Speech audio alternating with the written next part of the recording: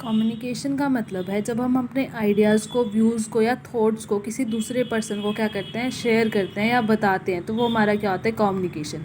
Communication में हमेशा मोर than two persons होते हैं। एक पर्सन है जो हम उस आइडिया को, जिसके मन में वो आइडिया आया है, थॉट आया है, उसको बताता है दूसरे पर्सन को, और दूसरा क्या होता है, रिसीवर। तो कम्युनिकेशन कहाँ है, जहाँ हम अपने आइडियाज़ को, व्यूज़ को, थॉट्स को शेयर करते हैं डिफरेंट पर्सन्स के पास। Okay, let us understand it through communication definition. According to Keith Davis, communication is the process of passing information and understanding from one person to another. Communication एक ऐसा process है जिसमें हम information को पास करवाते हैं, और जिसको हमने पास किया वो पर्सन उस मैसेज को क्या करता है, अंडरस्टैंड करता है। फिर आता है कम्युनिकेशन के कैरेक्टरिस्टिक्स। पहला है टू और more than two persons. Two और मोर देन टू पर्सन्स का होना क्यों ज़रूरी है? कोई भी एक पर्सन खुद के साथ अपने आइडियाज़ को एक्सचेंज नहीं कर सकता, तो वहाँ पे हमें क्या है, नेसेसरी है कि टू या टू से ज़्यादा पर्सन्स होने के ज़रूरी है। सेकंड, कम्युनिकेशन में क्या होता है, एक्सचेंज ऑफ आइडियाज़ होता है। जब तक किसी पर्सन के मन में कोई आइडिया या कोई थॉट जनरेट ही नहीं होगा, तो वो दूसरे पर्सन को क्या ट्रांसफर करेगा। तो इसमें क्या है, communication can not be through of in the absence of the exchange of ideas. Communication कभी भी तब नहीं हो सकता जब हमारे पास कोई आइडिया ही नहीं है किसी को बताने के लिए। थर्ड हमारा क्या है, mutual understanding. Mutual understanding means जिस स्पिरिट में सेंडर ने उस मैसेज को कन्वे किया है रिसीवर को, रिसीवर भी उस मैसेज को उसी स्पिरिट में क्या करेगा, लेगा। जिस वे में वो सेंडर अपने मैसेज को कन्वे करवाना चाहता है, उसी वे में रिसीवर क्या करेगा, उसको रिसीव करेगा। That is mutual understanding. Next is direct and indirect communication. Communication में भी डायरेक्ट और may be indirect. Direct means it may be face to face, it may be not face to face, like I am recording a video for you all. That is indirect communication. When I am talking to any person with face to face, that is direct communication. Okay, next one is continuous process. Communication is a continuous process. It is an endless process. Why? Because everyone has a thought, idea or message to convey to others all the time. Like in organization, managers order their subordinate time to time to work in the direction. ठीक है. Next is use of words as well as symbol. In communication we can use words as well as symbol. Symbols means like hand gestures, like I am using this pen for marking the all material. So this is क्या है, symbol. तो हम ये कह सकते हैं कि communication में हम वर्ड्स का भी और सिम्बल्स का भी क्या करते हैं, यूज़ करते हैं। ये होगी इसकी सारी characteristics. Now the communication process. Communication process क्या है, किस वे में हम एक आइडियाज़ को या एक इन्फॉर्मेशन को एक दूसरे के थ्रू क्या करवाते हैं, एक्सचेंज करवाते हैं। डिफरेंट पर्सन के थ्रू भी हम एक्सचेंज कर सकते हैं। लाइक सबसे पहले क्या होगा, सेंडर होगा। जो पर्सन जिसके दिमाग में वो आइडिया जनरेट हुआ है, वो क्या हो जाएगा, हमारा सेंडर। वो अपना मैसेज किसी और को कन्वे करवाएगा। वो कैसे कन्वे करवाएगा, सबसे उसके बाद आएगा मैसेज। मैसेज क्या है कि क्या आइडिया उसके माइंड में जनरेट हुआ है, वो हमारा क्या हो जाएगा, message. Then next come encoding. Encoding means जो भी मैसेज मेरे दिमाग में आया है, उसको मैं किस वे में लिख रही हूँ, मैं राइट करके दे रही हूँ, ग्राफिकली शो कर रही हूँ, या किस चीज़ में एनकोड करके मैं उसको दूसरे के पास क्या कर रही हूँ, ट्रांसफर करवा रही हूँ। Next is media. Media through which I am sending my information to the other person. Like we are sending messages on WhatsApp to our different friends. So that is media. Media is WhatsApp, through WhatsApp. That is media and transmission. Fifth is decoding. Decoding means sender encoded the message in different form or different formats. The receiver deformat, like in which like graphical presentation is shown, that is deformatted, and receiver get that is called our decoding. Next is receiver, the person who receives the message. And next is feedback. Feedback is the main and most important in the communication process, because we can't know what the receiver receive about the message. That is only by the feedback we can know what the receivers receive about the feedback. Now revise the communication process. First sender होगा हमारा, उसके बाद हमारे पास message होगा, उसको हम encode करेंगे, किसी मीडिया के थ्रू उसको हम ट्रांसमिट करेंगे, रिसीवर उसको डिकोड करेगा, रिसीवर होना ज़रूरी है। फिर हम रिसीवर से क्या लेंगे, फीडबैक लेंगे। Next comes communication network. Communication network क्या है? ये हमारा एक ऐसा नेटवर्क है। कम्युनिकेशन नेटवर्क मतलब कि कौन कौन से चैनल्स के थ्रू हमने इन्फॉर्मेशन को पास करवाया, that is communication network. Communication network दो तरह से हो सकते हैं, one is formal and the second is informal. Formal like formal dress हमारी, इनफॉर्मल मतलब घर की ड्रेस। तो इस वे में भी हम कम्युनिकेशन को ले सकते हैं। जैसे फॉर्मल कम्युनिकेशन क्या होगा? फॉर्मल कम्युनिकेशन वो होगा जब एक हिरार्की के अंदर, एक स्ट्रक्चर के अंदर हम अपनी इंफॉर्मेशन को ट्रांसफॉर्म कर रहे हैं, पास कर रहे हैं वन पर्सन से दूसरे पर्सन में। Like in the organisation, top level send information to the middle level send to the lower level, that is a hierarchy. So this is called formal communication. Likewise, lower level asks their superiors for any problem or any query. Superior asks their top management. That is called formal communication. अब formal communication की क्या क्या characteristics होती हैं? First is formal communication written में भी हो सकता है और oral में भी हो सकता है. Written में हम कब देंगे? जब हमारा बहुत important purpose है या बहुत important हम चीज़ किसी को ट्रांसफर कर रहे हैं, तो हम क्या करेंगे? रिटर्न में देंगे. वो क्या हो सकता है? जैसे पॉलिसीज़ बनाई हैं हमने, रूल्स एंड रेगुलेशन बताए, या हमारा डेली वर्क है तो उसको हम ऑरली बता सकते हैं, वो हमारे लिए ईजी है ऑरली बताना, तो वो क्या है? Formal communication. फॉर्मल रिलेशन बनते हैं इससे हमारा. फॉर्मल रिलेशन का यहाँ मतलब है कि हर किसी को अपनी रिस्पॉन्सिबिलिटी और अथॉरिटीज़ पता है, तो उसके अकॉर्डिंग उनको पता है कि किस पर्सन से किस वे में टॉक करनी है और कब टॉक करनी है, तो वो क्या है? हमारे फॉर्मल रिलेशनशिप है. फिर थर्ड वन आता है प्रिस्क्राइब्ड पाथ. प्रिस्क्राइब्ड पाथ में हमारा क्या होता है कि एक डेफिनेट पाथ है हमारे पास कि किस पर्सन से कब वो इन्फॉर्मेशन कहाँ पर ट्रांसफ़र होगी. लाइक वर्कर से फॉरमैन को होगी, फॉरमैन से मैनेजर को होगी, मैनेजर से सबॉर्डिनेट होगी, सबॉर्डिनेट से एम्प्लॉयज़ को होगी. तो ये हमारा क्या है? एक हिरार्की है, प्रिस्क्राइब्ड पाथ है जिसके थ्रू हम अपनी इन्फॉर्मेशन को क्या करेंगे? ट्रांसफ़र करेंगे. ये क्या है? हमारा फॉर्मल कम्युनिकेशन. डाउन कम्युनिकेशन वो कम्युनिकेशन है जब टॉप लेवल से इन्फॉर्मेशन लोअर लेवल तक पहुंचती है एक हिरार्की में. लाइक टॉप से मिडल, मिडल से लोअर, तो वो ये क्या है? टॉप से बॉटम. तो ये क्या है? Downward communication. अपवर्ड क्या हो जाएगी? जब एम्प्लॉयज़ अपनी इन्फॉर्मेशन को टॉप लेवल तक पहुंचाते हैं, वो क्या होगी? हमारी अपवर्ड. जैसे कोई कंप्लेन पहुंचानी है, सजेशन देना है, रिपोर्ट देनी है, तो इसके रिगार्डिंग जो सबॉर्डिनेट है वो अपने सुपीरियर को मिलेगा, सुपीरियर अपने सुपीरियर को मिलेगा. तो ये क्या है? Upward communication. Second comes horizontal communication. Horizontal communication क्या होती है? जब हम सेम लेवल पे अपनी इन्फॉर्मेशंस को इंडिविजुअल के बीच में क्या करते हैं? एक्सचेंज करते हैं, तो वो हमारी क्या होती है? Horizontal communication. ठीक है. हॉरिजॉन्टल कम्युनिकेशन यूज़ की जाती है सेम लेवल ऑफिसर के लिए और जो उनको सेम लेवल की प्रॉब्लम्स को सॉल्व करनी होती है उसके लिए. Next come informal communication. Informal communication क्या है? इनफॉर्मल कम्युनिकेशन एक अनऑफिशियल कम्युनिकेशन है जिसमें हम डिफरेंट ग्रुप्स को और डिफरेंट पर्सनस को इंक्लूड कर सकते हैं. इसमें हम किसी के साथ भी फ्रेंडशिप कर सकते हैं.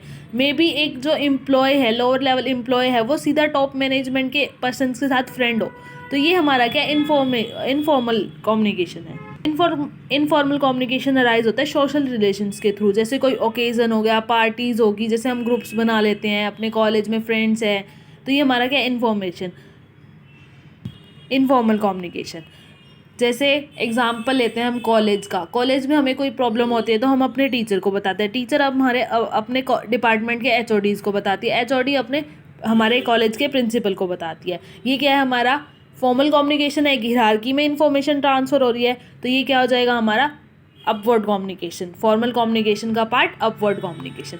इनफॉर्मल क्या आएगी? जब हम आपस में स्टूडेंट्स आपस में बात कर रहे हैं, बातें कर रहे हैं, शेयर कर रहे हैं, इन्फॉर्मेशन को ट्रांसफ़र करवा रहे हैं, वो क्या है? हमारा इनफॉर्मल, जो सोशल के थ्रू, सोसाइटी के उसके थ्रू जनरेट होता है. ठीक है. Next is informal communication. कैसे जनरेट होता है? फर्स्ट कैरेक्टरिस्टिक्स में आ गया उसके फॉर्मेशन थ्रू सोशल रिलेशनशिप. ये कैसे फॉर्मेट होता है? सोशल रिलेशनशिप के थ्रू. सोशल रिलेशनशिप के थ्रू कैसे? जैसे हम फ्रेंड्स हैं, आपस में एक दूसरे से बात करते हैं, इन्फॉर्मेशन ट्रांसफर करते हैं, तो ये क्या है? हमारा इनफॉर्मल कम्युनिकेशन है. Second is two type of communication. Two type communication कैसे होती है? इसमें या तो हम काम के बारे में बात करेंगे या फिर हम इंडिविजुअल अपनी जो भी आइडियाज़ हैं, व्यूज़ हैं, उनको शेयर करने के लिए बात करेंगे. तो इसमें क्या होता है? टू टाइप ऑफ इन्फॉर्मेशन होती है. Third is uncertain path. इसमें जो भी पाथ होता है वो प्रिस्क्राइब नहीं होता, कोई हिरार्की नहीं होती, हम किसी से भी अपने आप किसी से भी बात कर सकते हैं जिगजैग मैनर में. मतलब लोअर लेवल वाला सीधा टॉप लेवल वाले मैनेजमेंट पर्सन से बात करें, क्योंकि वो उसका क्या है? फ्रेंड है. तो ये क्या है? अनसर्टेन पाथ है. इसमें कोई भी पाथ क्या होता है? सर्टेन नहीं होता. Next is possibility of rumours and distortion. Rumours का मतलब क्या होता है? र्यूमर्स का मतलब है कि कोई अफवाह, ज़रूरी नहीं है कि जो कभी भी इनफॉर्मल कम्युनिकेशन में जो इन्फॉर्मेशन पास होती है वो हमेशा सही हो, वो गलत भी हो सकती है। इट्स डिपेंड कि किसने वो बात फैलाई है, और इसमें हमें कभी भी ये नहीं पता चलता कि वो बात स्टार्ट कहाँ से हुई, फैलनी स्टार्ट कहाँ से हुई। तो र्यूमर्स इससे क्या होगा, फ्लोट होते रहते हैं, एक से दूसरे को पास होते हैं, दूसरे से तीसरे को, तीसरे से चौथे को। तो ये हमारा क्या है, इनफॉर्मल कम्युनिकेशन। नेक्स्ट आता है हमारा, हम किन चैनल्स के थ्रू कम्युनिकेशन करते हैं, मतलब कैसे हम मीडिया को ट्रांसफ़र करवाते हैं। इनफॉर्मल हो चाहे फॉर्मल हो, 3 तरह से हम मीडिया को ट्रांसफ़र करते हैं, या तो ऑरल कम्युनिकेशन, या रिटन कम्युनिकेशन, या गेस्चर। ऑरल क्या होता है, जब हम किसी पर्सन को फेस टू फेस कोई इन्फॉर्मेशन बताते हैं। यहाँ फेस टू फेस का मतलब ये ज़रूरी नहीं है कि बंदा अगर सामने होगा हम तभी बताएंगे, इसमें हम इंक्लूड करते हैं या टेलीफोन पे बात हो, मतलब जब 2 पर्सन बेशक आमने सामने ना हो पर इन्फॉर्मेशन फिजिकली सेंस में ट्रांसफ़र हो रही हो।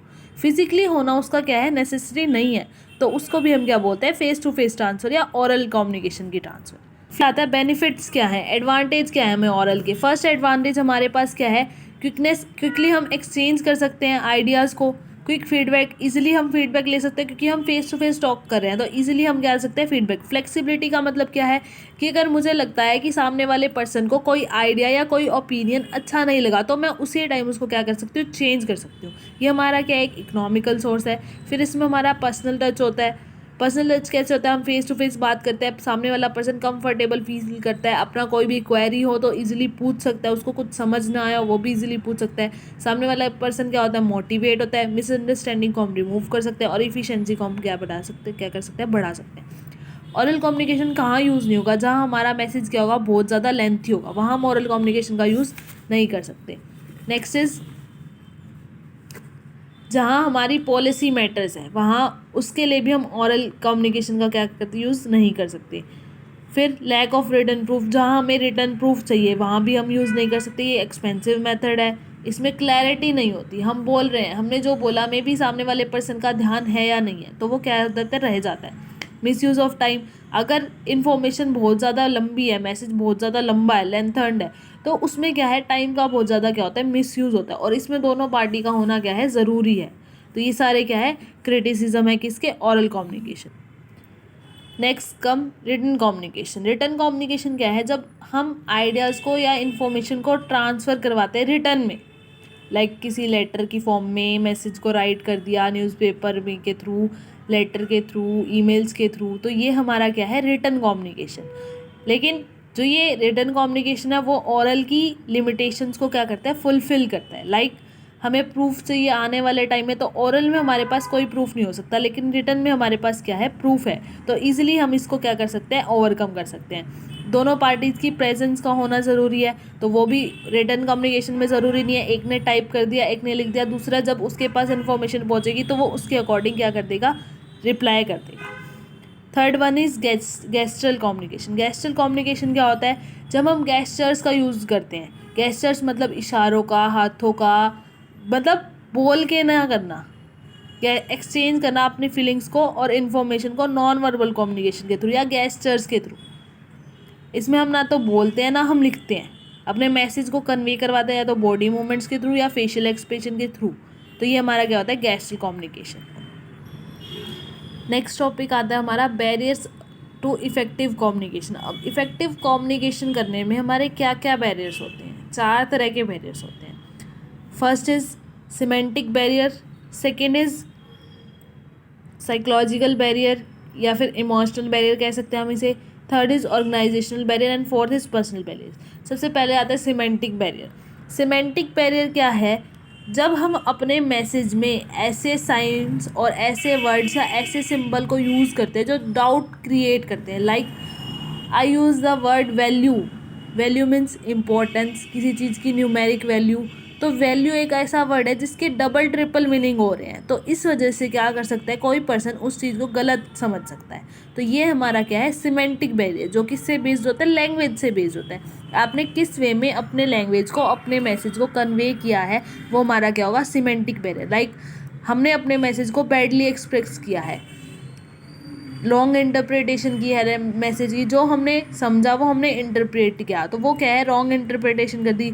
सिंबल्स या वर्ड्स जिनका डिफरेंट मीनिंग है, like I tell you the word value, Like example is given, what is the value of computer education these days? What is the value of the mobile set? I value our friendship. In the three sentence I said the value conveys different meanings.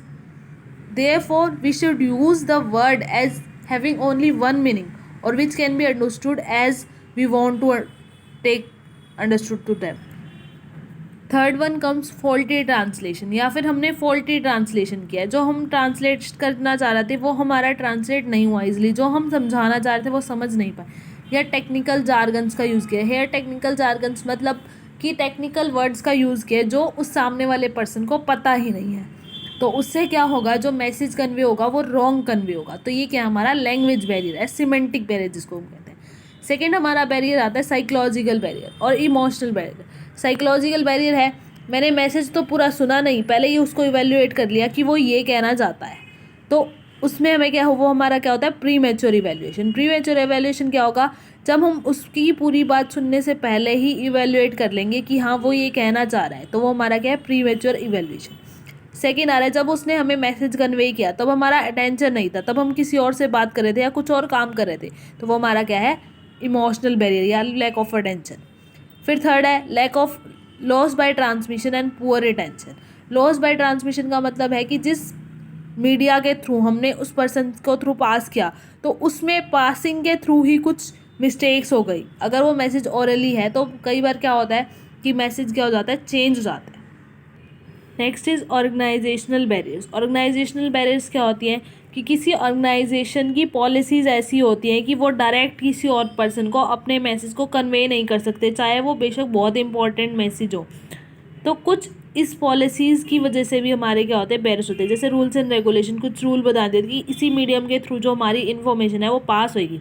अगर वो important है तो वो क्या होगी, time पे पास नहीं होगी, तो उससे हमारा क्या होगी, ट्रबल क्रिएट होगी या प्रॉब्लम क्रिएट होगी। फिर स्टेटस, हर एम्प्लॉय की कैटेगरी को डिवाइड कर रखा है, लेवल्स को डिवाइड कर रखा है, तो इसके अकॉर्डिंग भी हमारा जो ये फैक्टर है स्टेटस, वो इफ़ेक्ट करता है हमारे कम्युनिकेशन प्रोसेस को। फिर complexity and organisational structure. Complexity का मतलब क्या है कि जो हमारा ऑर्गेनाइजेशन का स्ट्रक्चर है ना, वो बहुत ज़्यादा कॉम्प्लेक्स है, हम उसको ईजिली अंडरस्टैंड नहीं कर सकते कि हमें इन्फॉर्मेशन एग्जैक्टली पहुँचानी कहाँ है, तो ये भी हमारी क्या करती है, प्रॉब्लम क्रिएट करती है। Fifth one in organisational facilities. अब फैसिलिटीज़ पे भी डिपेंड करता है कि हमारे को इन्फॉर्मेशन इजीली ट्रांसफ़र हुई नहीं हुई, किसके थ्रू ट्रांसफ़र किया जा रहा है, किस पर्पज़ से ट्रांसफ़र किया जा रहा है, उससे भी हमारा क्या होता है, इफेक्ट पड़ता है कम्युनिकेशन पे। Next comes personal barrier. Personal barrier का मतलब है कि जो हमारी आपसी बातें होती हैं उसके रिगार्डिंग, आपसी माइंडसेट होता है उसके रिगार्डिंग। लाइक बैरियर जो सुपीरियर से रिलेटेड है वो कौन सा हो जाएगा, फियर ऑफ चैलेंज और अथॉरिटी। अथॉरिटी खोने का डर, या फिर कॉन्फिडेंस नहीं है उसको अपने सबॉर्डिनेट में कि वो इन्फॉर्मेशन इजीली क्या कर सकता है, ट्रांसफ़र कर सकता है, तो ये। और सबॉर्डिनेट को क्या है कि वो चाहते ही नहीं है किसी और पर्सन को वो कम्युनिकेट करें किसी भी चीज़ के बारे में, या फिर उन्हें जो भी वो काम करते हैं उनके लिए प्रॉपर इंसेंटिव नहीं मिल रहे हैं, तो वो हमारा क्या है, पर्सनल बैरियर। होप आप सबको ये टॉपिक समझ आया होगा। अगर कोई डाउट हो तो नीचे कमेंट सेक्शन में मुझे बताएं। Thank you.